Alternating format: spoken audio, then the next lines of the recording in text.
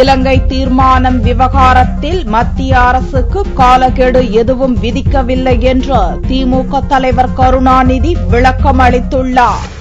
இலங்கைக்கு எதிராக ஐநா மனித உரிமை குழுவில் அமெரிக்கா கொண்டுவரும் தீர்மானத்தை வலுவான திருத்தங்களுடன் இந்தியா ஆதரிக்க வேண்டும் என்று வலியுறுத்தி வரும் திமுக தலைவர் கருணாநிதி இந்த கோரிக்கை நிறைவேறாத பட்சத்தில் மத்திய அமைச்சரவையில் திமுக இனியும் நீடிப்பது அர்த்தமற்றதாகிவிடும் என்று வெள்ளிக்கிழமை இரவு அறிக்கை வெளியிட்டார். இது தேசிய அரசியலில் சலசலப்பை ஏற்படுத்தியுள்ள நிலையில் இதுகுறித்து கருத்து கேட்க கோபாலபுரத்தில் உள்ள திமுக தலைவர் கருணாநிதியின் இல்லத்தில் செய்தியாளர்கள் திரண்டனர். அவர்களின் கேள்விகளுக்கு பதிலளித்த கருணாநிதி இப்பிரச்சினையில் மத்திய அரசிடமிருந்து தனக்கு இதுவரை எந்த தகவலும் வரவில்லை என்றும் அதேபோல மத்திய அரசுக்கு திமுக காலக்கெடு எதுவும் விதிக்கவில்லை என்றும் விளக்கம் அளித்தார்.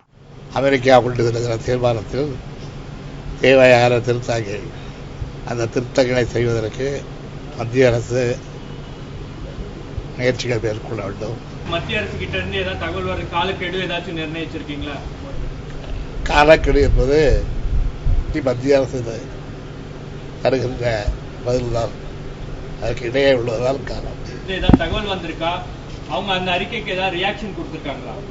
இதுவரை வரவில்லை. வந்தால் உங்களுக்கு தெரியும், எனக்கு தெரியும். இதற்கிடையே இலங்கைக்கு எதிரான தீர்மானம் குறித்த நிலைப்பாடு குறித்த விவாதத்தை காங்கிரஸ் மேலிடம் துவக்கியுள்ளது.